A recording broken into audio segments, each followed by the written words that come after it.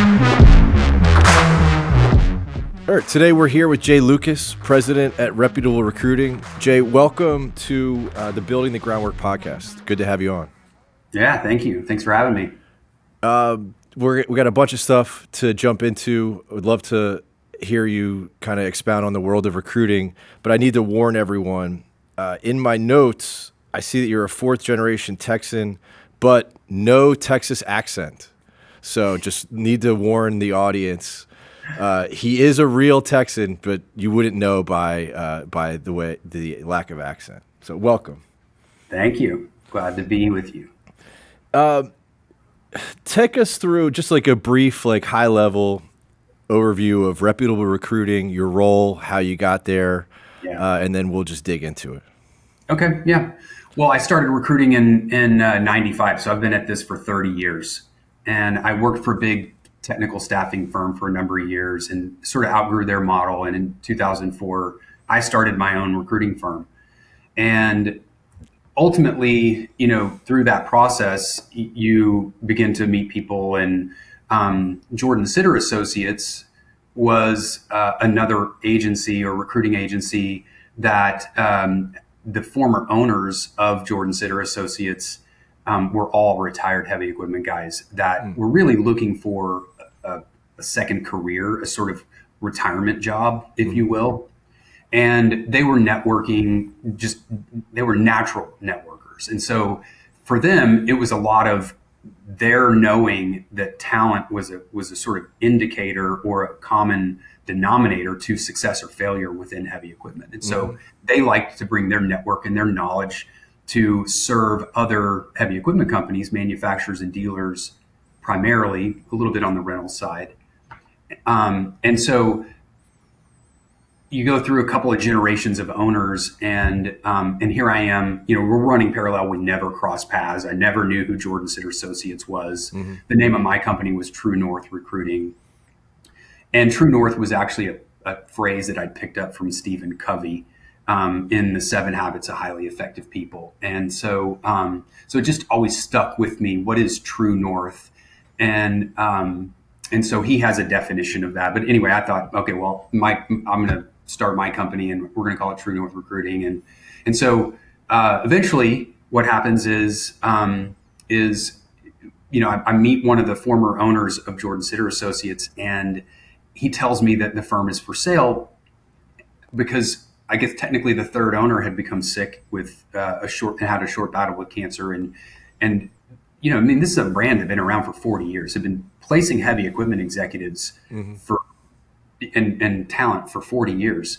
And the thought of winding it down, I guess, just kind of stuck in Bill Sitter's craw. And he's like, man, Jay, would you be interested in buying my old firm from its current owner?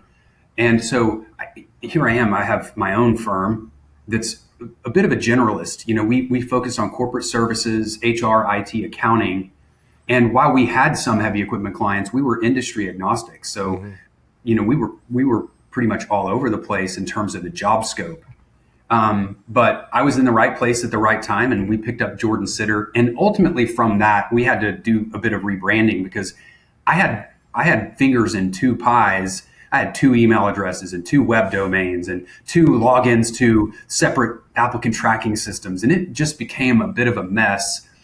So we thought, well, how do we bring these 2 brands together? Because turning Jordan Sitter Associates into True North Heavy Equipment just didn't make a whole lot of sense when you have 40 years of brand equity that I needed to capitalize on. That's what I paid for. That's what I bought.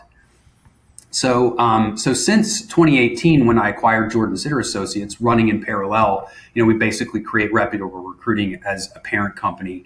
And we landed on Reputable Recruiting, which is a mouthful. Honestly, I hate the name. But it was the one sort of point of parity that our branding guy was like, okay, we need for you to be able to tell us why you're different from all these other recruiting firms. And the one thing, we couldn't claim anything that anybody else was busy claiming. But the one thing that he noticed was that we had these great reviews. Our online reviews were really just far and away better than anybody else's. And so reputation was really sort of our key differentiator. Reputation is really just a manifestation of doing a good job. doing what you say you're going to do, being reliable. And that's important to me. So important that in our strategic planning, we decided that in 10 years, this was in 2017, we had to come up with a 10-year target. And, we had a lot of discussion internally around, well, what is that target? I mean, a lot of people, they manage their business around a goal achievement that's revenue related or profit related or size related or whatever, or event related. And for me, I just really didn't like that. To me, I wanted 1,000 5-star reviews. That was my goal. I wanted 1,000 5-star reviews in 10 years. If I could achieve that, I figure everything else will just follow. And so reputable recruiting became a thing. Reputation's always been important to me. And so here I am now, 7 years into recruiting in heavy equipment. And, the first couple of years were a bit clunky, just understanding the different machines, the products, the brands, you have different nationalities. I mean, you've got Japanese manufacturers and Chinese manufacturers. Like, well, how do you distinguish between who's a good and who's not good? And I needed to understand that from a product perspective, but I also needed to understand that from a cultural perspective. So anyway, that's a long answer to a pretty simple question, but it's not easy to answer. Honestly. No, I get it. So 2017, 2018, you make the acquisition, and now so do you go from generalist firm to now like 100%? You source candidates and you recruit in the heavy machinery space? That's all we do now. Okay. Yeah. And so the other brands that we had, so we took True North because we had these generalist sort of divisions, and we said, okay, well, let's create different brands for them too. And so Reputable Recruiting has 4 operating brands. Jordan Sitter being our heavy equipment brand, Tally being our accounting brand, Route 7 being our IT brand, and True North is our civil engineering and construction brand. Today, at present, I don't have any recruiters dedicated to those organizations. We 100% focus on Jordan Sitter and the heavy equipment recruiting. So that's basically our business. Now, did that happen right out of the gates? No.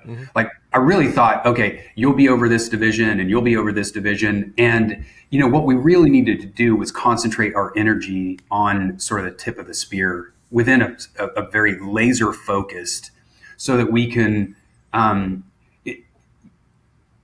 manhandle something the size of the heavy equipment industry with 1 or 2 people is impossible. So we figured out that we needed to apply all of our resources. I'm a bit of a slow learner, so it took me a while to get to that point, but we're in much better position now. And so, so we've organized our team. We have, on the front end, you have the client sort of, you're developing sales pipelines, marketing and sales pipelines. So who are our prospects? What's the messaging? How do we engage with those prospects to convert them into customers? So you take them through this buyer journey. And so I focus on the OEM side. Wade, who's been with me 13, 14 years, he focuses on the dealer side. I still have some legacy dealer relationships. And the reality is we can run on either side. But in terms of who's doing what, he focuses on developing dealer relationships. I focus on developing OEM relationships. And then when the work comes in, we assign that work to recruiters based on their specialization. So we have a sales and marketing and product recruiter, which is now really technically sales and marketing because we've put product and engineering together. We've put supply chain and manufacturing together. We've put parts and service together. And so any work that comes in based on those skill sets are assigned to a specific recruiter. The idea being that they're deep in their network. That's all they do is they talk to candidates in that specific sweet spot all day, every day, week in, week out, month in, month out. So that when our clients come to us and say, Jay, I need your help filling XYZ, we can assign the specialist to find that person quickest, the highest quality, and most efficiently. So that's kind of how we're set up. Yeah. So I'd love to dive in. So what is, on a basic level, what is the arrangement? So you have, an OEM that comes to you and says, hey, we need help. We need to hire a VP of sales, or we need to hire a VP of product support. Can you help us? And then what is like the sourcing process? What is the arrangement? Like, are you guys a contingency firm? Is it by position? Like, just if you can give us like a basic Yeah. understanding. Okay, so I'll tell you, I'll back up for just a second and say in recruiting, in the agency side of recruiting, there's three types of firms. There's staffing, which basically places temporary employees on projects of various types. And then you can even have white collar staffing. Some people call it consulting. I call it staffing. But you basically hire somebody for a specific time period and then they're done. You have contingency search, which is I'll work on your stuff and you pay me only if I'm successful in filling that job. And then you have retained search, which is what we do. Okay. I started in contingency search. I started in staffing, moved upstream to contingency search, and then moved upstream to executive retained search after that. And I did that intentionally for a lot of reasons. But the way we work, we have three different models in the way that we deliver talent. And we have to have a conversation with the client first, because sometimes they come to me and say, I need a specific job filled. Well, that would probably be a retained search. Sometimes they go, Jay, I need for you to help me fill my sort of talent funnel, but I don't want to pay you a fee. So can you augment our sourcing? Well, that's a different service line. And then in other cases, they're like, Jay, we have HR, but we don't have real recruiting. And our HR team, they're slow. No disrespect to HR. It's just that, we find that a lot of our hiring managers are just frustrated by the lack of support we get from our HR team when it comes to helping them hire. From my background, I would say what you just described when people say, hey, we have an HR team, that means we just wait for someone to walk in the door and fill out an application. Yeah. Okay. There's a phrase in our industry that somebody coined at one point. They called the post and pray strategy. Here's what happens. I mean, if we want to just boil this down into why is it the way that it is, you have HR has two approaches to filling jobs.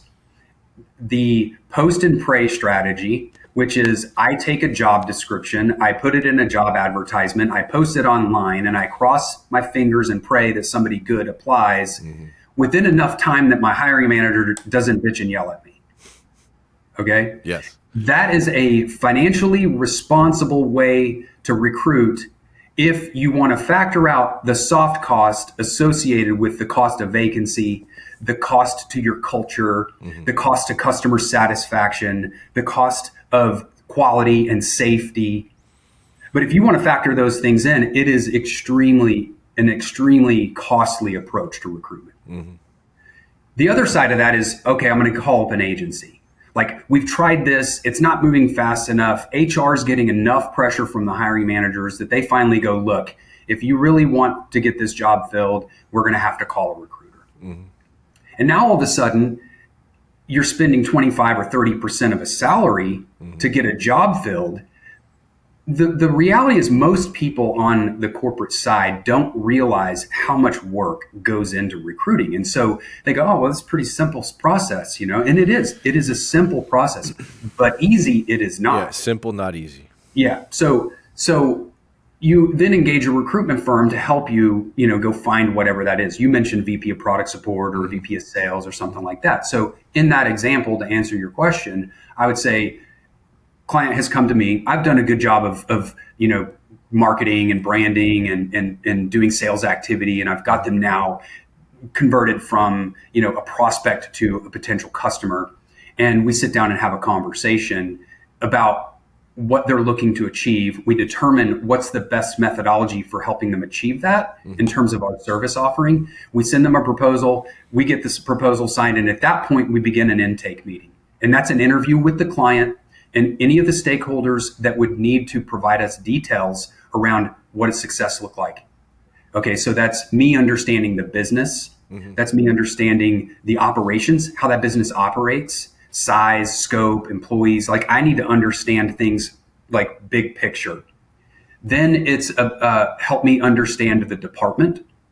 help me understand the job, and then help me understand the person. And if I can cover those 5 elements, I can tell a story now. I have enough information. So think about it like if you're building a house or you're engineering a product, these are design requirements.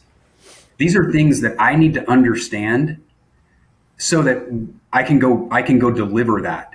I can actually produce what you're asking me to produce.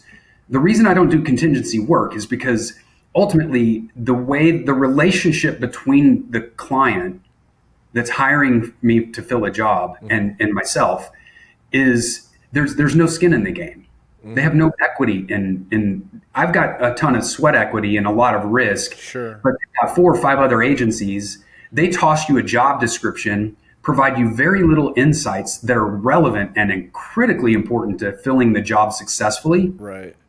So it's as if they want me to in playing darts, they want me to hit the bullseye, but I'm really more like playing pin the tail on the donkey. So yeah, if I'm understanding correctly, the first key element is you understanding the company first before you even start looking for candidates. Yeah, so I look at it like, to me, they're sort of like Russian nesting dolls. Like they all kind of fit together.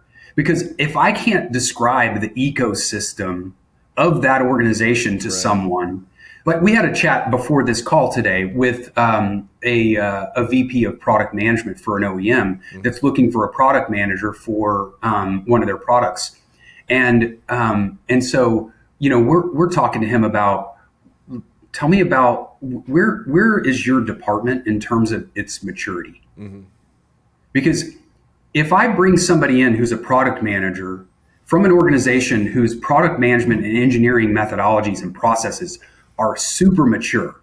Everything is like exact and perfect, and there's just a perfect flow. And your organization or your department's maturity in terms of how you manage the inflow of information and how you prioritize your work and those types of things is lower on the scale. It's possible I can find you somebody whose resume looks absolutely perfect, but this person is not going to be able to live in your ecosystem because they're going to be so frustrated by the fact that they're swimming upstream half the time. There's a certain amount of drag that's associated with the efficiency of their work that they're not accustomed to. And so you have someone that's not conditioned right. Well, if I don't understand that, if I'm not Sure. honing in on that, then I'll find you somebody that looks right, that provides you all of the right answers, but doesn't have the endurance to work in your environment. And you're ultimately going to burn that person out. They're going to quit. They're going to be so miserable and unhappy. Yeah, because the fit is terrible. Yeah, right. Yeah. You take somebody that, let's say, for instance, banking, a very mature industry, to software startup. Very different, right?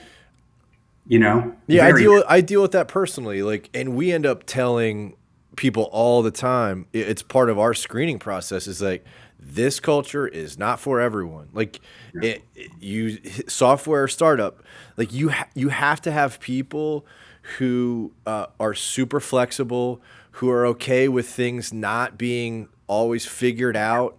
And because there are plenty of people who just have to have structure. Yeah. Those people probably don't work well with us because we're figuring stuff out all the time, like, right. So yeah, I that's something that I've learned firsthand, having been at a dealer where everything is set to then in this environment, it's completely 2 different fits. So here's a little, I like to speak in metaphor. You can't put a saltwater fish in a freshwater tank. It doesn't work. No. So if I don't understand what your culture is the water in your tank. If I don't understand that, I don't understand what kind of, like, if you have sharks in your tank and you're telling me you want me to go get you a goldfish, that's not going to work, man. They're going to get eaten alive, or you have, a bunch of pretty fish that are non-aggressive, and you want me to add this freshwater goldfish into your saltwater, sort of aquarium. That thing's gonna be floating on the top of your tank in no time. These are important things. Let me ask you, how hard is it to get a full picture or a good understanding of culture and what an organization has. Yeah. Because like, doesn't everyone answer the same way? Doesn't everyone, oh, we're people first, and Yeah. we're what are the other just repetitive. Oh, we Yeah. want someone who's competitive. We want Yeah. someone who hates to lose. And Yeah. how Yeah. do you know, Yeah. like, get a real good sense for it? Because I think, doesn't everyone answer the same way?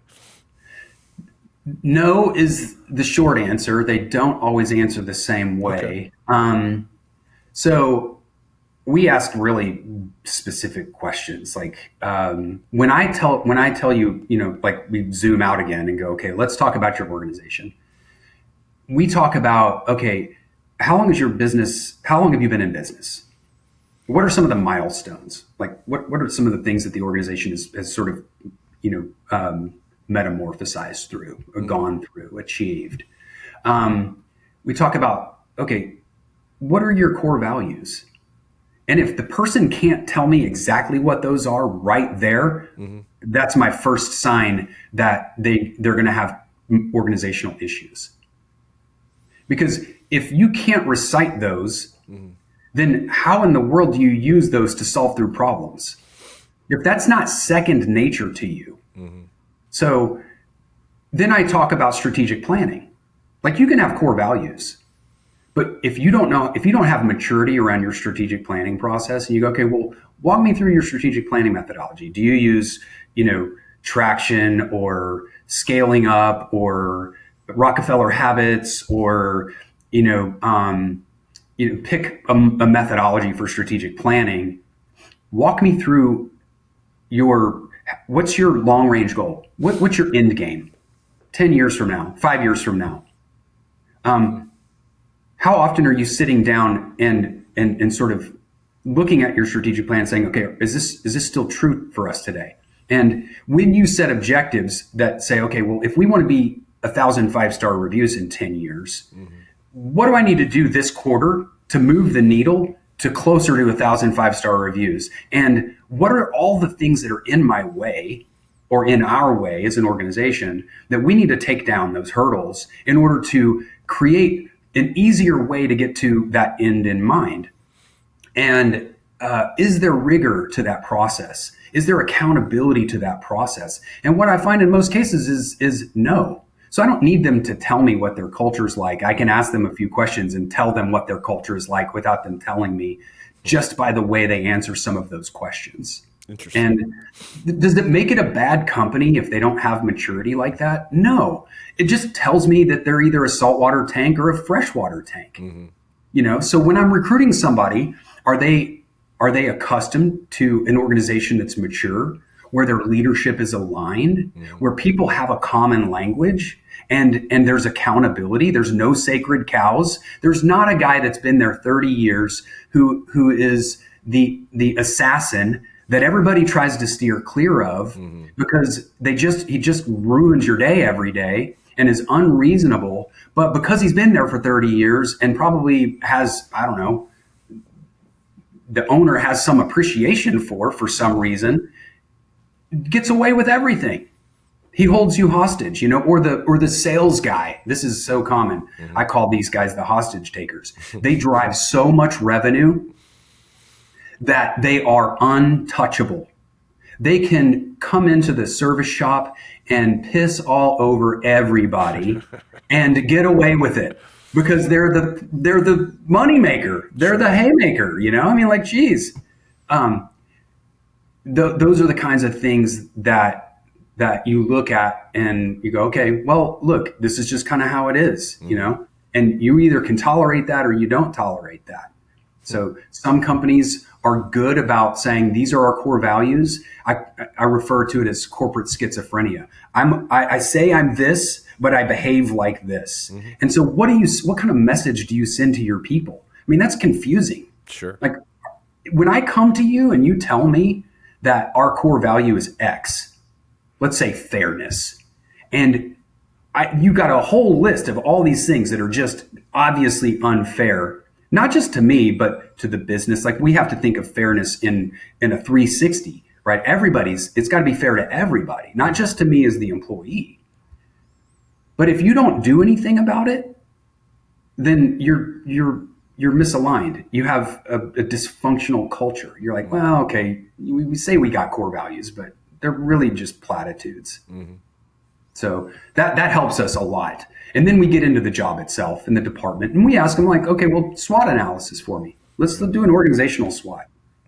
And then let's do a departmental SWOT, because that's different than an organizational SWOT. Because if I'm recruiting a job, it's going to be in a department.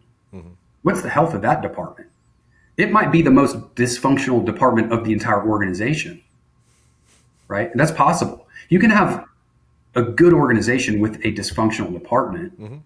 And if you have a bad leader in there and that person happens to be the sacred cow, well, that's an example where, okay, you've got this brand, this employment brand on the outside. So you have a brand that you sell, mm-hmm. right? Or service that you sell has a brand, but then you have a cultural brand, an employment brand. And so this is what everybody knows about you that either you do or don't know about yourself. So that's your blind spot in the marketplace as an employer. Mm-hmm. People know it. You talk to they're like, no, I don't want to work over there. Maybe is it possible if I started a search that I realized later was not great? Yeah, I've definitely done that. I didn't ask the right questions, so we just get better at it. But, interesting. Yeah. So you had experience in other industries, and you're now in heavy machinery. Are there different types of candidates from who you used to recruit for? Are they looking for a different type of person than heavy machinery? Okay, there's probably two parts to that. The one part of that are there's A players, and then there's everybody else. Okay, those are true regardless of industry and regardless of position. You have people that care and people that don't, mm-hmm. Or people that care like deeply. They really have got to move the needle. They've got to have an impact. You've got those who are in a job, and then you got those who they really just don't care. It's why reviews are such. I mean, if you could just assume that every business is a 5-star company, but you can't. Mm-hmm. So you have those people who are, regardless of job, regardless of industry, regardless of position level, are just they've got to make an impact, and the others that won't. Right. I think in the job itself, yeah, of course. I mean, accountants and engineers are very different from sales and marketing people. Mm-hmm. So the huge difference in those jobs. And so that's why our recruiters are set up by skill set, because we have to understand the nuances of, okay, what are we really looking for in terms of all right, here's the ecosystem, and here are the core competencies of the job. Like, technically, you need to know this. You need to have this much experience. To have sales experience and to be able to sell an excavator is different. Mm-hmm. Selling software and selling excavators different. And then there's the sort of intrinsic qualities: drive, competitiveness. Their ability to solve problems. If you're a company that has core values and service is one of those core values, then this person's attitude towards interdepartments is important. If you say that service is your core value, but you really don't care, well then, okay, whatever. But for us, if you tell me that this is what we're recruiting for, then this is what we're recruiting for. And we're gonna look for candidates. And so we create screening methodologies that help us pull those things out. Mm-hmm. It's not a guess. It's an imperfect process. There's no perfect recruiting process. Yeah, I understand that. Do you recruit? Do you find yourself recruiting mainly in one department as opposed to another? Or are you kind of fairly split between hey, we recruit X percentage sales and service? Or it's a great question. Yeah, it's a great question. So we track every job, and we track it by job type.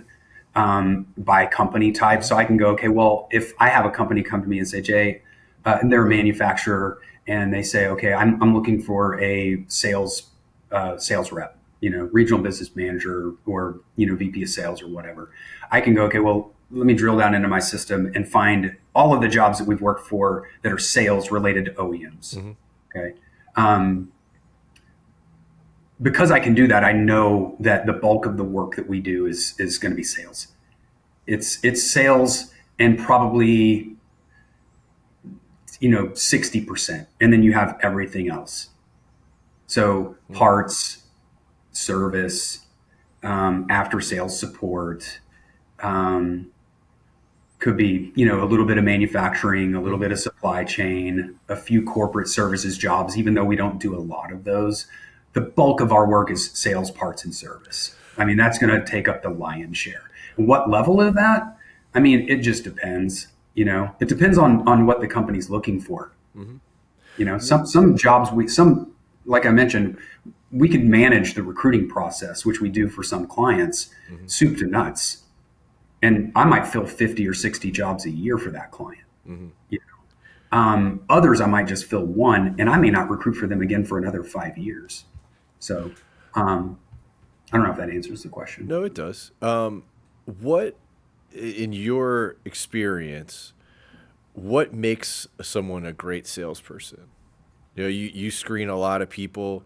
Like, is it some people are firm believers in the money motivation? That's number one. If someone is so motivated by money, they're gonna be a killer salesperson. Because you just have to put goals in front of them and show them potential. Like, you have screened, I'm sure, thousands of people. Like, what do you see in your experience as like the successful makeup and characteristics of a good salesperson? Okay. All right. This is my theory. There's two types of sales reps. There's the relationship guy and there's the consultant. The relationship guy is a hot mess, but lovable. He's like Tigger. If we want to, pick a cartoon, he's friendly and affable and everybody loves him, but they suck at data entry. They're not analytical. Paperwork is the enemy.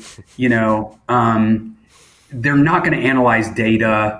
Like, they're not going to make data-driven decisions, but people buy. And I got to tell you, the people that I know in my career, and I'm a sales guy, I've been in sales my entire career, and I've sold shoulder to shoulder with other people and have stood apart and gone, I care a lot more about being successful than you care, but you're crushing it.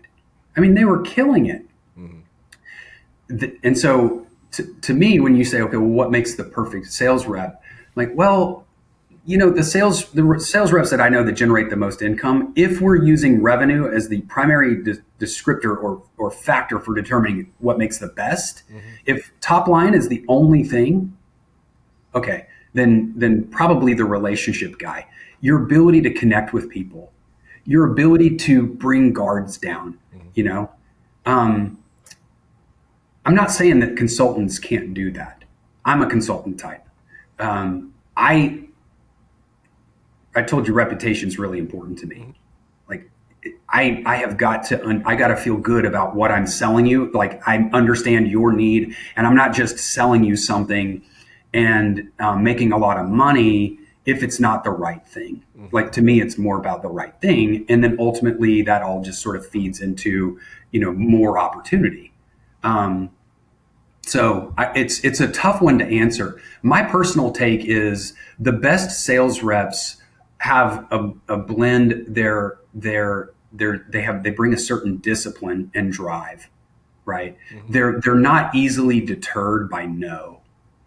If no just means there's another way, like they just are relentless, not in a bullish, obnoxious way, but they won't go away. They're not going to just because you said no doesn't mean I'm going to quit. And then they'll take time to understand how your business works. They know who your customer is. They understand what you're trying to achieve as an organization, because then they can put into perspective what they're selling you into that context, which should be important to that business if that really is important to them, you know? And so to me, the best salespeople they understand business, they understand what they're selling and how it is a component to the bigger picture of their customer. Do resumes matter today? Yeah, they do. I mean, could you use them solely as your sole data point for making a hiring decision? No, they're terrible for that. Most people don't know how to put a resume together. So here's what I'll tell you about hiring managers. You have the black and white. If it's not on the resume, it doesn't exist. If I told you how many times I have submitted a candidate that I knew was qualified, but whose resume was lacking, and I got told no, despite the fact that I've spent a couple of hours interviewing this person, and I've already determined they have all of the components that you're looking for. That the number of times I've withstood that kind of resistance and failed, or encountered that resistance and failed. That is a lot, you know. There are some who trust me. They get me involved for a reason, and they go, okay, we're going to trust you. Sometimes we come and we go like, we're not really sure, but we think so. And we think it's worth you talking to them. And the worst case scenario is that you talk to them and they're not right. And then you can relay why to me. And now I can refine those details so that I can better fill my funnel with the right people and then screen those people that say I'm interested. You know, it is an iterative process. Is sourcing a lot easier today because of how connected the world is, like LinkedIn? Like, I can't imagine what your job would have been like in 1995 with no LinkedIn. Oh my gosh. It is dramatically different. I mean, we had file cabinets of paper resumes. Ugh. That's what it was like. I got a search and I had to walk over to a filing cabinet and pull a drawer out and flip through some folders. We coded resumes based on the type of candidate they were. So like designer, drafter, or programmer, or C programmer, or whatever. Like we had these codes, and so I'd walk over, because I started in engineering recruiting, and I'd walk over and pull out the 13s, which was a mechanical engineer, and I'd flip through stacks and stacks of paper resumes. Well, then the internet became a thing, and you had some of the first resume databases that were out there. But you had one computer in an office of 30 people, and you had a dial-up modem, and you were fighting each other to get to that computer. I would get into the work before anybody else so that I could get online. Internet was running faster, and I didn't have anybody else hounding me about getting off the computer so that they could do what I was doing. But yeah, today it's much easier. It is. And the software that's available today, not just to source those people, but to then engage them in messaging is so much better. But software is only as good as its user. So yeah, sure. I have tools available to me that we deploy and are intentional about deploying to the fullest, because I'm an efficiency nut. There are other people with the same tools, and they're not as good with those tools as I am. Not everybody with a 911 Porsche is a race car driver. Sure. I try to be a race car driver. I like to go fast.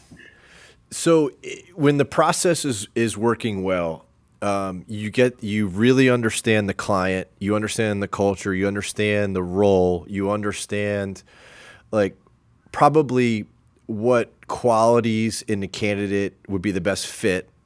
You go out, you source candidates, you bring them to the client. Do you ever help steer the decision? Like, does the client work with you and, all right, A, B, and C, hey, what'd you think? Client's like, oh, yeah, we like A. Hey, I think the best fit for you would be B. Does that ever happen? Rarely.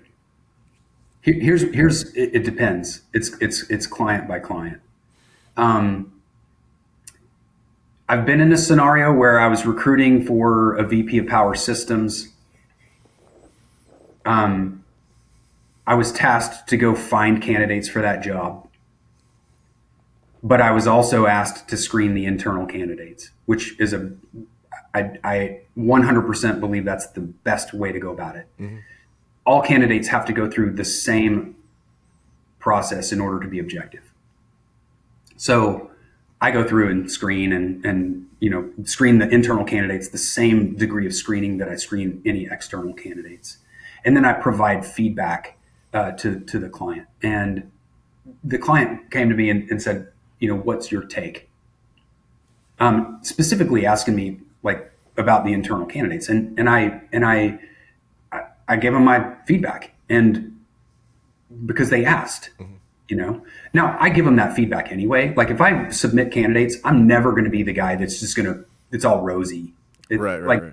I tell them, here's a concern for me. You need to drill down on this, Sure. A lot of times what they will do though, is they'll say, stack rank these for me. We've got 4 or 5 candidates we put in there. Like, what do you think? Okay. I like that. And I'll say, here's my stack rank and here's why. And I'll explain to them. The reason why I ask is it seems to me like you'd be an expert on interviewing. Like you've done 100,000 hours of interviewing, and your client, like who's trying to hire for the role, like that's not what they do. And I've always, and maybe you could tell me in your experience if I'm incorrect, but I don't know of very many companies that actually like go over and coach how to interview. Like it's funny, like I'm sure there's a lot of people who have been in, and I've been in this situation before where it's like, you start out young and you go through the organization, then you get to a point where it's like, hey, now you have to build a team or you have to hire someone. And it's like, hey, you got to interview these people. Well, I've never interviewed anyone. Yeah. and so you're just like, all right, you just go with a resume and you just like read stuff. So you were from 2007 to 2008, you did this, and you're like, okay. And then you learn over time, like, no, be a human being, ask real questions. But like, I don't know. I would think that you have just such a much larger knowledge base. Yeah. And why I maybe would lean on maybe your input more. I don't know. I definitely. I mean, that's. I think you're onto something. If I told you how many times we've recruited on a job, gone through the process we've already discussed, gather the details, do the sourcing, do the screening, write up our summary of why we think they're qualified, what issues we've got, send them over. That person then goes through a whole new set of a gauntlet of interviews with the client. They make a hiring decision, and then they go, it's not working out. And like, they think it's my fault. I mean, instantly, I'm like, okay, well, maybe it is, but didn't we talk about this? Right. I mean, didn't y'all interview? And a lot of times, it's because they weren't honest with me. How many law shows, like legal programs, have you watched, like movie or TV show, right. where the defendant doesn't tell the whole truth? You didn't tell me you were there. The trying to defend them without the full picture. Right. And then the prosecutor, or not the prosecutor, but the attorney for the defendant, the prosecutor is now gathering information, and suddenly the defender is on their heels because they don't have data. And I find myself in that position a lot of times. I tell people like this, I'm like, okay, if you buy a Rolex and you put it in your driveway and run over it 10 times, mm-hmm. and then you come back to the store and say, hey, this thing isn't working. Like, it doesn't work like that. Like, you just ran over that thing 10 times. Your culture, if you don't have a healthy environment, then you're gonna it's the equivalent of running over your Rolex. You can't come back to the provider and say it's your fault, And so what they probably should have gotten wasn't a Rolex, So what tells time that's indestructible? I don't know, but that seems like a more reasonable option for them. But they don't understand it's really hard for some organizations, and ego is probably the biggest driver in that. right? And I don't mean ego in a bad way, but ego in terms of like your blind spot, what other people know about you that you don't know about yourself. We don't know about ourselves because sometimes that truth is ugly. Sure. And I don't want my organization or my department to be seen in this negative light. And so I just ignore it. It doesn't make it not negative. They just are ignoring something. So I think that type of ego, that type of insensitivity to the truth about how things really are, that is a big factor in whether or not they hire someone successfully or not. Do you have any like recommended best practices in the hiring process? Like one of the things I've always wondered, from someone like your perspective, how many rounds of interviews is the right mix? Yeah, it's a good question. I don't know that it's the round of interviews as much. I mean, maybe it is. I posted something, maybe it was this morning or yesterday on that. Like, look, you should be diligent, but one, like, I look at it in terms of, we have an ebook I just finished just recently, 4 steps to successful hiring. Okay. First layer is resume. What am I looking for? How do I look at a resume and read between all the lines? Like, I've looked at millions of resumes. I mean, millions of resumes in 30 years. So you figure when you start to do that, you see patterns, particularly in the quality of the resume as it relates to the interview, and the quality of the candidate as it relates to my interview and them getting a client interview, and then the client interview leading to an offer. And there are elements to a resume that are common for people that have a higher sort of hit rate on offers. What are those elements? The first, and the one that probably is missed the most, is achievement.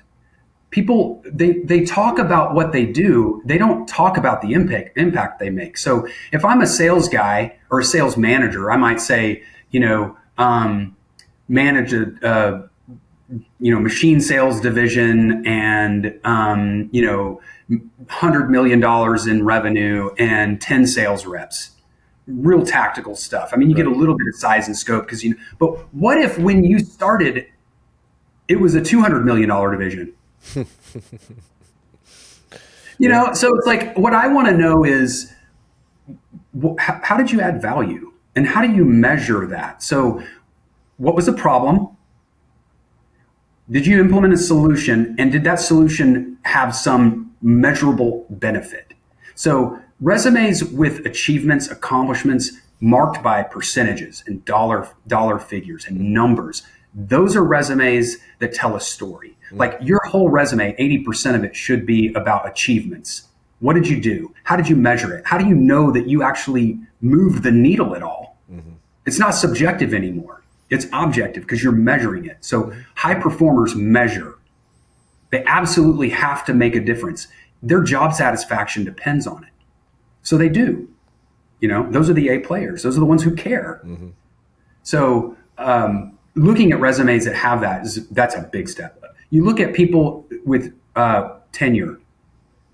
I mean, if I told you how many people told me they weren't interested in a candidate because they moved around a lot, it's a lot. And I don't blame them for being skeptical, but it's not always a black and white. Yeah. So we look at tenure. We look at, okay, well, how long has somebody been at a company? If they've been at a company 15 years, is that better?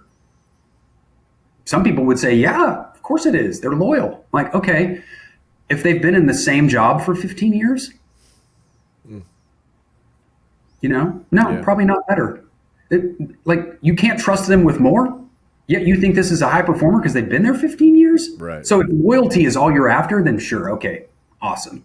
But man, I don't, loyalty isn't always, sure, you want some blend of that. Now, what about the guy who leaves every job for another job at another company, but it's a promotion? Well, they left, but they were, being promoted. I mean, I'm like, yeah, that person is probably self-interested. Right. Nothing wrong with that at all. Like, good for them. But if loyalty is important to you, that's not your dude. Well, and also if you don't have a path for that person either. Exactly. Exactly. Yeah, exactly. Um, and it tells you a little bit too about that there's not enough time for that person to build any evidence that they were really that great. Like, did they encounter anything and have to endure that? So a lot of it just depends on, where you are as an organization. What's your organizational maturity and how fast are you growing?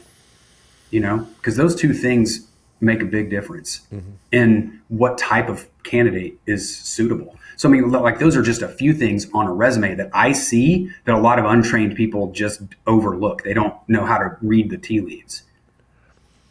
Do you have some like go-to questions that have served you well to get a real good understanding of someone's like characteristics and makeup that you lean on over the years? Okay, so probably less about a specific question because every candidate's so different. But I find that it's really helpful to actually get to know the person. I was talking to a friend of mine who's a founder about this recently, and he offered me something that I never heard before that I connected with. And because we were just talking about how difficult it is to hire, it's like a lot of people have the same type of answers. And he told me that he had someone, I don't know, a couple of years ago, kind of walked him through like that. He asked a lot about someone's like childhood and like earlier years, and he's found a lot of success with it in like understanding more about the person and their makeup because it's something that's not commonly asked. So maybe someone's not as prepared going into it. And obviously it's very formative, right? Yeah. Like, your childhood, your relationship with your 100%. parents and like early, like in sports. Are you from a broken home? Were Right. you the youngest? How much freedom did you have? Yeah. I'm the youngest. I'm the only boy. My mom was divorced multiple times. I was a feral kid. I raised myself for the most part. My mom was awesome, but she did the best that she could. I had way too much freedom, but in that freedom, I got to screw a lot of stuff up and learn a lot of things. And it gives me, it provided for me a foundation for how to solve through problems. Like, I got myself in an oh shit situation all the time. And I had to figure my way out of it, or I knew my mom was going to come after me, and I didn't want that, right? So yeah, that's important. Plus, I mean, honestly, like, these are people. I mean, they're not machines. So I like to ask, where people are from, and what they do for fun, how they spend their time. Ultimately, those things begin to tell you things about them. Where they're from. And a lot of times they're like, well, technically I went to high school here, but I was born here. I'm like, what led to all the moving around? Being naturally curious is a key component, in my opinion, to high performers. I mean, it's absolutely critical. So, naturally somebody gives you an answer and I just, you drill down and pretty soon you're down a rabbit hole, but you've gotten so much information. And it's been so casual. It's been genuine because I really am intrigued by people, like their backgrounds and what they do, and that's not always been true because I am very mechanical. I can be very process driven, which is good, but is also bad. And so I learned this from one of my best friends who we've worked together for the longest time and grew up together, and he just was so much better at connecting with people. And I thought, well, you're asking them questions, like, you're wasting time here. You're asking them questions that don't seem relevant. But he was so dead on. So that, I think the 4 steps to me: resume review, understanding your core competencies, like, what am I looking for? And that's not just functional mechanical stuff, like they need to have an engineering degree and they need to have designed this type of equipment, but culturally, like, being able to assess ourselves and our maturity and who's going to thrive here and who's not. Like, those are things, like, we have core values, so it's important that you navigate conflict successfully. So tell me about a time. So once you develop your core competencies, then you can develop a behavior-based interview process that identifies those things. Like, hey, tell me about a time when you had a conflict with a coworker. Or if you know that this particular department is got, like the difference between engineering and product management, like sometimes that relationship can be somewhat adversarial, or sales and service. Like, tell me about a time, like, let's say, for instance, you're a dealer and your service department have been, chewed up by your hostage taker sales leader, and you're so tired of it. You want to address that in an interview, and you're like, all right, tell me about a time where you had conflict with the service department. Like, what was the situation? How'd you navigate that? That's a really, really important question to ask if that's a problem you're wanting to avoid or solve, or that's a skill that is necessary. It's going to be necessary. Yeah, it is. And then you can even be more specific. Like, what was your relationship like with that person afterwards? Can you tell me a time when that relationship was in such disrepair that it took you forever to, like, do you have a story like that? And you can drill down on it. So once you go through the resume, you determine, okay, this person's got the core competencies, at least at a minimum, to have a conversation. Well, you can't really have a conversation with them unless you understand what your core competencies are. So you define those, then you lead into the interview questions. And then by the time you're done with that, you're like, okay, what's one more step? Is there anything else that I've missed? And a lot of times, if it's not clear to you, then I tell them to administer an assignment. If you're a finance person, give them a spreadsheet, give them a set of financials, fudge your numbers, whatever, and tell them, hey, read this. I want you to come up with a one pager. Like, what do you see? Or if you're a sales guy, you're like, okay, this is your territory. Walk me through your first 90 days. Have them put something together. If you're an analyst, give them a spreadsheet of a bunch of data and ask them to do a couple of things. If you're an executive, like, come up with a strategic plan. How do you define success with a client? Like, you've mentioned the word reviews a lot. I understand that. But, like, do you have, like, measurements of, like, hey, 85% of our placements are still with the company 5 years later or 3 years later? Like, is there any kind of, like, metrics like that? Like, how do you know that you've been successful? Yeah. Okay. So keep in mind, my success, like, I don't control the environment. So how do you measure success? One, it would be really cumbersome to count every single person that I placed and track them through their entire career.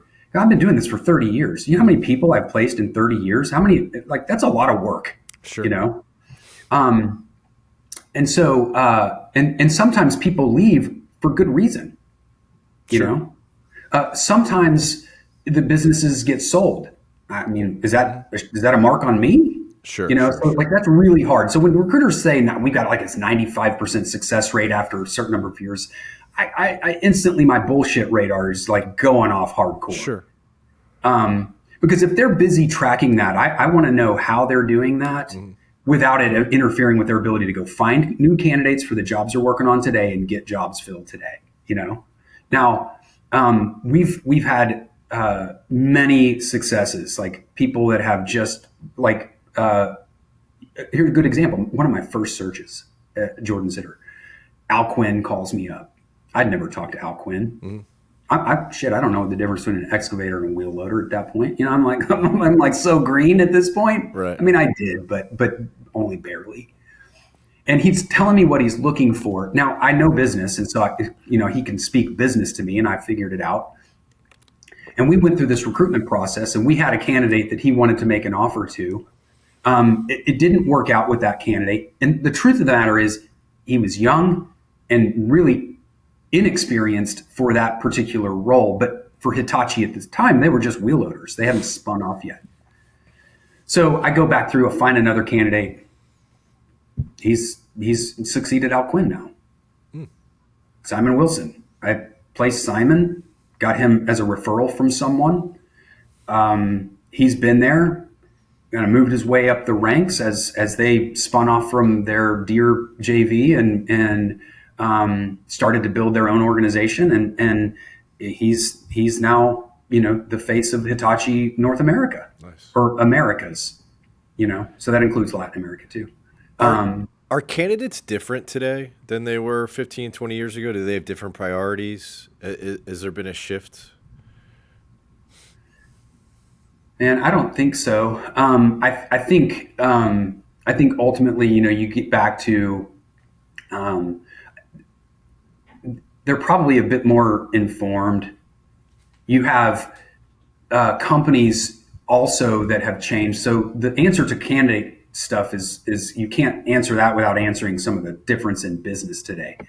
And we have gone from, organizations that saw work and their business as a sort of second family. I mean, these people were generations of people working in the same business. Mm-hmm. But businesses have shifted to a much, much more sort of bottom line oriented approach. And so back in the 80s, you had telecom was going through these major layoffs, and Lucent Technologies were laying off 20,000 people. It began to send a signal to the rest of the workforce that, hey, I'm not safe. Like, I'm here to do a job. They don't owe me anything. So people have become a bit more, guarded in that. Mm-hmm. But the reality is, within that pool, there's still people who care and people that don't. There are people that want to be excellent and people who really just want a job. We need both, mm-hmm. And so I think maybe we're just a bit more informed. I think we're all probably a bit looking out for ourselves, but I think there are some people that are looking for that symbiotic relationship. Like, I understand, like, let's try to figure out how to leverage each other to our fullest, mm-hmm. to the best, most tolerable, outcome. And that's okay. There's nothing wrong with that at all, And then there are those who go in and they are looking for, a lifetime commitment, and they find themselves so disappointed, in such despair. It's like having a divorce, Sure. One of the things that I appreciate from following you and getting to know you a little bit is that you speak your mind on LinkedIn. Like, you have an opinion. It's an informed opinion.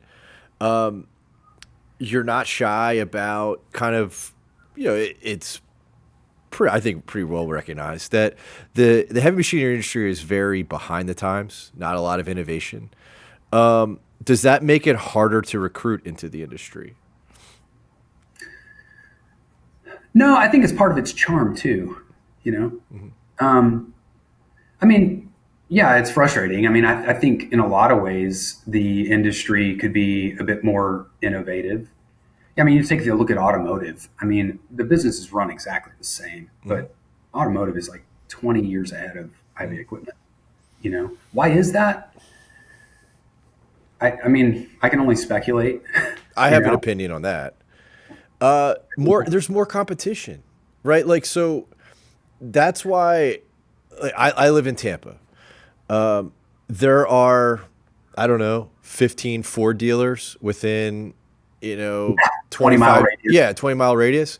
Yeah. Guess what? There's 2 Cat dealers in the entire state. There's 2 John Deere dealers in the entire state. There's 1 Volvo dealer, maybe 2. And so there's not a lot of competition. Like, I drive a Tahoe. There's a lot of dealers that are competing for my service business, or for me to buy the car. And so I think the lack of competition is one of the main reasons why there hasn't been a tremendous push for innovation. But that's my opinion. Possibly. Yeah, possibly. Yeah. Like I said, I haven't really applied a lot. I mean, I haven't really spent a lot of time trying to figure that out exactly, but it is behind. I don't know that look, there are people, they love the heavy equipment industry. There's nothing like seeing one of these machines do what it's built to do, Sure. and you're not going to get that from other jobs. It's like you could be a product manager for a software company and do functionally the same job as a product manager managing the wheel loader line at a, pick your manufacturer. But those are two very different jobs. Like being on a job site, talking to these people, seeing what it can do, seeing where it could be improved, like tangibly, it's different. I think the biggest challenge for the industry, and I mean, this isn't like, I'm not Nostradamus here. Technicians, it's the skilled trades. It's a killer for the industry, and I'm shocked, so shocked at how many, almost every single dealer I know, any of them, cat dealers too. I mean, cat dealers are sort of the beast, Yeah. They're the ones that have figured out the service model. I mean, they sell machines because of the parts and service at a cat dealership, And I'm no disrespect to a Deere dealer, Volvo dealer, or whatever, but full line dealers, cat, Komatsu, Deere, mature, large, like it's just they still, it's like they want to keep people in a little tiny box. You still have service managers that ignore potential of mechanics because they generate so much profit. They don't want you to leave your wrenches. Or the opposite's true. They put somebody into a service management job out of absolute need or panic that's not a good leader. It's terrible. And they run everybody off. I don't understand, the comp side of it. We're often, look, these guys are, let's say that we're paying them $30 an hour and my bill rate's 150. So I got $120 worth of margin. Now let's start backing out all the things that go along with that. There's a healthy margin in this. And I got to tell you, I don't know too many people that bring in their machine when it's down that wouldn't spend $200 an hour if you could just turn that thing around. Why are they not sitting down trying to figure out how it is that we meet both the needs of the mechanic and the customer and the business? It seems like they just keep running the same play over and over again. It's like Einstein's definition of insanity, and there's a huge opportunity for the one who figures out that there's a better way to do it and they capitalize on it, because everybody else is just, their head's in the sand, it seems like. Yeah. If only I knew someone who could capitalize on that. That was not an intent. No. A nice capitalization. But sure. It prompts me to ask this question because obviously I couldn't agree with you more. I think you're spot on. Have you ever had any of those conversations behind closed doors with some of your clients?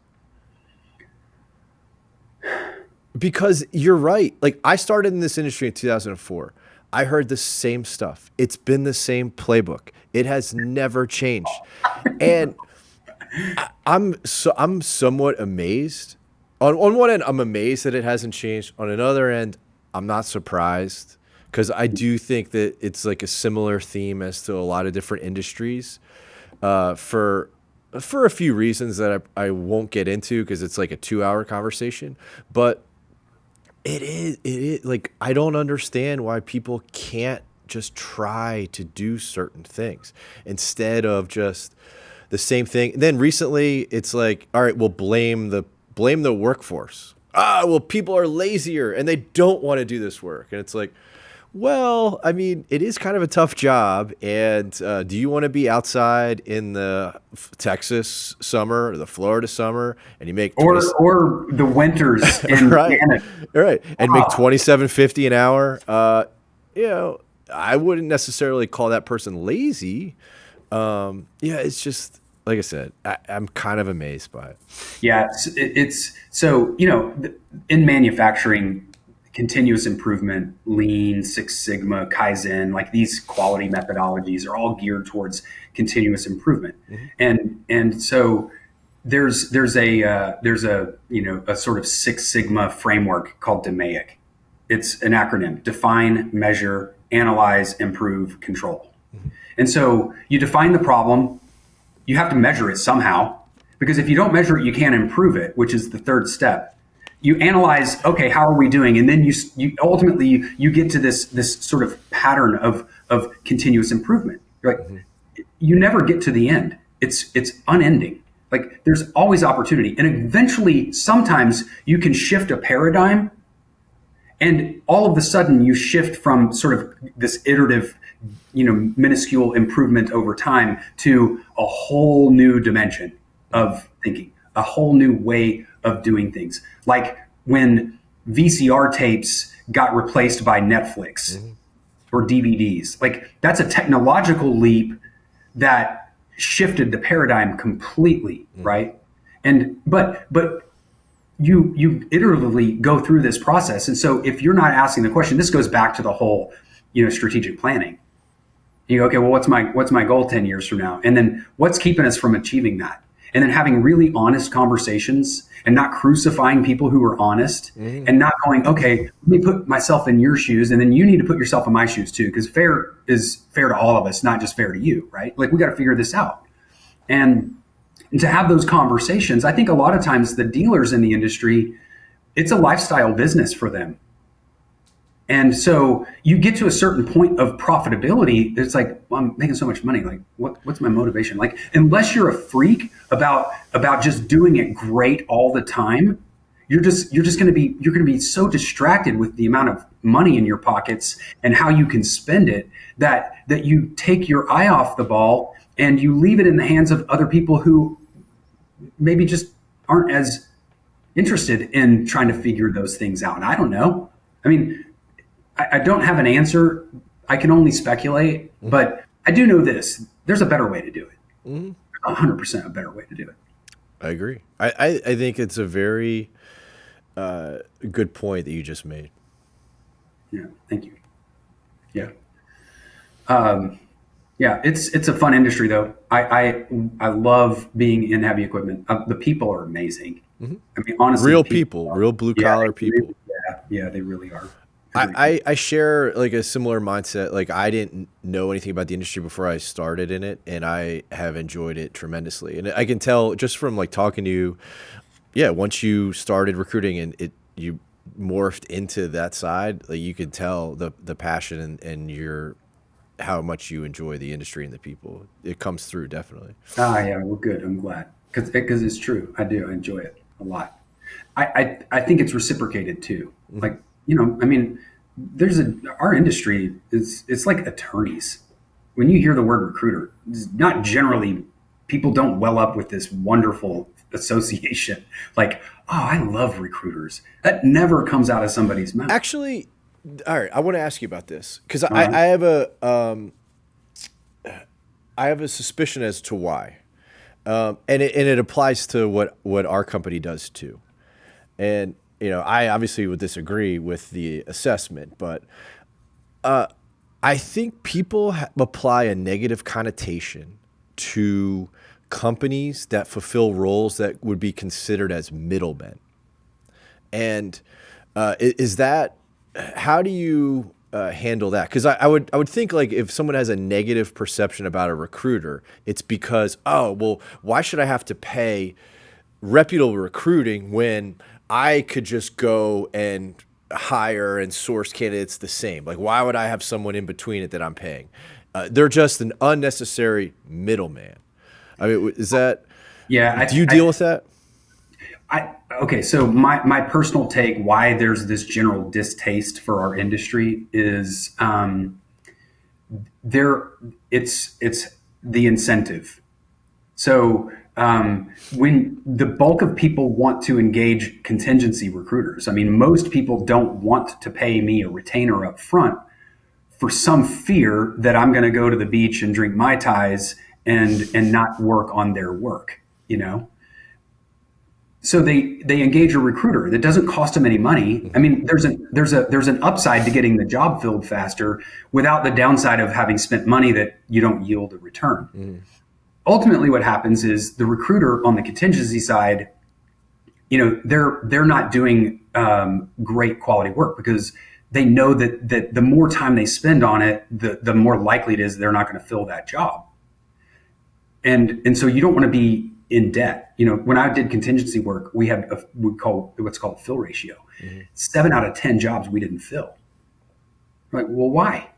So that means 70% of my labor was a waste. Oh, wow. Could you imagine technicians that 70% of their labor was unbillable? You can't run a like that. I've seen some of that. Yeah, I know. Okay. So it used to be. You have to have way more technicians to do the work. You have to overstaff. So in that financial exercise that you were going to give to the prospective accountant, it would have been unrecovered warranty expense is the line item on a dealer P&L of that where the labor hours far exceed what you got paid. Yeah. So this is where you go, okay, if I'm hiring a service manager, like, okay, tell me about unrecovered warranty expense. What's the driver of that? And tell me about a time when you drove that number down to what your target is. Have you found a service manager who did that? No, I haven't asked that question before, but I would if I was put in that position and somebody was like, Jay, I need to hire a service manager. These are the 4 things, because a lot of times one of the questions I ask is, what does success look like in 12 months? If this person's done a killer job, how will you know that? Yeah, I will tell you, I've had to ask that question before, and the number one wrong answer and the number one answer that you get is usually, well, the warranty company's unreasonable. Got it. So they pay 5 hours. It took us 25 hours. They're unreasonable. Okay. What if we did it in 8 hours? Why is that the first answer? That tells you have the wrong person. Yeah, absolutely. And it's funny. The answer didn't come in the words that came out of their mouth. It came in the attitude towards it. Completely. Like, it's impossible. Yeah. It's not doable. Right. Like, okay, that's not the guy I want on my team. No, God. We will absolutely, as humans, we will produce the result. Like, if we believe a certain way, we're going to produce that result based on what we believe. Recruiters are like that. If I tell you a job's going to be really hard and that this client is a terrible client, like they're just miserable to recruit for, if I tell a recruiter that, do you think they're going to be super motivated to want to like prove me wrong? Now I am, because I love a challenge, but most people are like, yeah, whatever. They put half-hearted effort into it, but I think I got off track. We were talking about continuous improvement. We were talking a little bit about. I think we got what got me off track was the service manager that has unrecoverable labor, whatever. I had to crowbar a real life example in because I've seen it way too many times. We were talking about why recruiters. Okay, so here's my take. Recruiters who are motivated by a commission check and not by quality, they don't want to stand by their work. You get past 90 days, and is 90 days enough time to really determine? Well, ultimately what as a recruiter, when you're a contingency recruiter, you're not asking some of the questions that I ask. One, because the client doesn't want to give you that time. They don't want to spend an hour or an hour and a half opening up the kimono and showing you everything that's going on and what's good and what's bad and what you're going to encounter. So it's almost as if they're asking you to guess what kind of fish tank you have. Right. So then when I put my freshwater fish in your saltwater tank, and that person fails, and they've just paid a premium for that, well, the company's never going to point their finger at themselves. They're going to go back to the recruiter and say, this was your fault. Like, you should have done a better job. Well, there's so many recruiters. I mean, think about how I got into this industry. I knew nothing about recruiting. Most people who get into recruiting know nothing about recruiting. They know nothing about business. They're right out of college. or they've come from a different position. They don't understand how things work. They don't know what questions to ask. So they do their best with what they know, and that best is oftentimes not good enough, but they charge you a premium for it. Mm-hmm. And then they leave the company feeling like, wow, I did not get an ROI. That's where an experienced recruiter is the difference. The problem is, and we do this in every way, they associate all recruiters as the same. The way that hiring managers associate all people that have a short average tenure as both being unreliable, and it's not true. It's not always true. Sometimes it is. So how do you determine who's a good recruiter and who's not a good recruiter? How do you select a recruiter? Like, that's an important part of the equation. If you're going to spend that much money, you better be damn sure that you found somebody that knows what the hell they're doing, because we're not all the same. Well, I mean, just from our conversation, like some of the things that I've learned, like if I was going to engage with a recruiter, I would feel more confident that I have the right person or firm if they spend a tremendous amount of time trying to get to understand my company and what we're looking for. And the other thing that I've learned is that a lot of success depends on how active the client is with setting things up beforehand. Like it's not about like interviewing the candidates, but it's about like letting the recruiter in and the organization and giving time. And I understand, like, look, there's always going to be companies who are like, ugh, I just want to check the box that I have someone working on this, and I don't just like wake me up when we have somebody, and that's Sometimes just never going to work. Principle. Oh God. I mean, honestly, it all comes from the top. Sure. I mean, your organization is going to get away with what you allow it to get away with.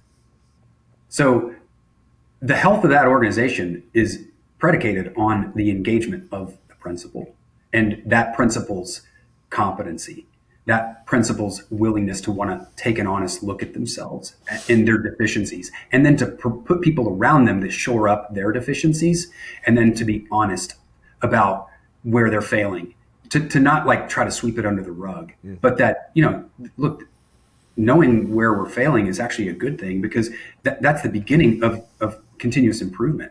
This is where we can really begin to move the needle. Otherwise, it's a guessing game, So you go to the point of failure and you go, okay, well, how do we fix this? And you have that across your organization. How do we improve it? It is a mindset. You don't look at it as failure. You look at it as an opportunity. Mm-hmm. And so that mindset of an owner, of a principal, is really important. Because if you make it, there's a book, 5 Dysfunctions of the Team, Pat Lencioni. It's a fantastic book. Foundationally, if you don't create a high trust environment where it's okay, where you give people room to do their job and make a mistake, and then when they make a mistake, you don't club them over the head for making a mistake. You go, okay, now let's look at that. Let's figure out how we do this better next time. Mm-hmm. And when you create a culture like that across your departments, you will create a winning business, because you don't, if somebody's failing and you make it taboo for them to share it with you, that's the kiss of death. Mm-hmm. That's the untreated cancer that's going to kill you. Mm-hmm. Don't you want to operate on that? Sooner the better, in my opinion. Yeah, that leads to blame culture and people hiding things, and it's just totally. It's a snowball effect. Yeah, so it's interesting. I've been doing this for 30 years. People ask me, like, what do you like about your job? Like, I haven't stopped learning in 30 years. I mean, you can't just assume that every service manager job is the same. Every company is different. Mm-hmm. The condition of that company is different. The leadership is different. The locations are different.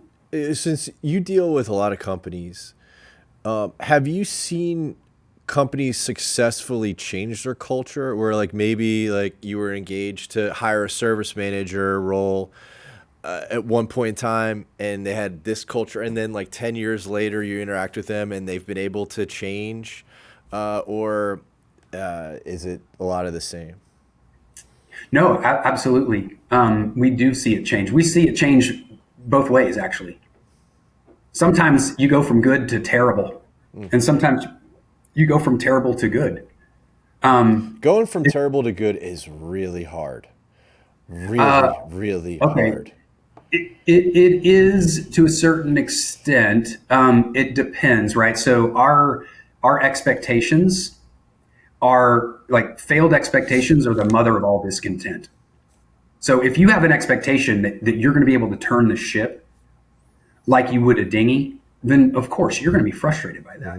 You have to think of continuous improvement and building a great business as a very long-term strategy. And so you just are constantly tweaking the dials, little by little, little by little. And you're setting the core values, you're setting the objectives, you're steering to those things. And it's just this methodical, unrelenting sort of the way that a river wears the Grand Canyon into this amazing, sort of freak of nature. And organizations have the same opportunity to do that. Now, if they think that they're going to carve a Grand Canyon in a couple of years because they've just put a new CEO in place, like, man, that's probably pretty unrealistic. It's why I see a lot of private equity investments completely crater companies because they rip the guts out of it and they focus on bottom line and they forget that the people are the absolute most precious commodity within that business. And so they will take an organization that was otherwise running okay, at least, and they will strip things from it and give it an appearance of being more healthy, but it's really just a house of cards. And then they flip it, and then you tell everybody else, like, I don't really care about you or your family or what's going on in your life because I have stakeholders who have made investments that need a return and they're more important to me than you. Now, are they all that way? No, they're not. There are good private equity groups, but by and large, I think many of them are so focused on one thing that they forget some other things. And I think it's a little unreasonable in a lot of cases to think that in 3 years you're going to add that much value. I mean, how quick are you wanting to turn this thing?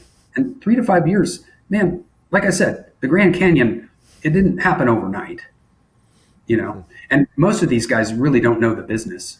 They know the finance side. They don't understand how it operates. They don't understand how to motivate and inspire people. They don't know how to build great teams in a lot of ways. And they don't understand the patience that's necessary to get that business to high performance. And a lot of times they're not afforded because their investors are expecting a return. They're not afforded the time to, even if they wanted to, unless they've done a good job up front saying, look, you're going to invest this, but it's patient capital. Don't bring me something that you think I'm going to give you 30%, 40%, 50% return in 3 years.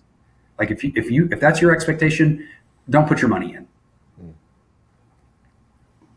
Well, Jay, I really appreciate your time. It's been a really good conversation. I love your perspective. Thank you. And I'll continue following for your content. And who knows, maybe it's June of 2025. Maybe June 2027, you get a call and it's like, I need to fill 300 roles at Heave. We're going nationwide. It might be coming 2 years from now. Just want to put that in your calendar. Okay, so as you think about the challenges that are going to make it really hard for what you believe will make it hard for you to do that, now's the time to start working on that stuff. So if I can be a sounding board to help you sort of figure out what's the model for making that possible when you don't have any answers that you think are feasible or realistic, then we can get our heads together and maybe figure that out. Awesome. Well, I'm sure that we will talk in the not too distant future. I hope so. But it was great to meet you, and I enjoyed having you on. Thank you. Yeah, thank you so much. All right, appreciate it.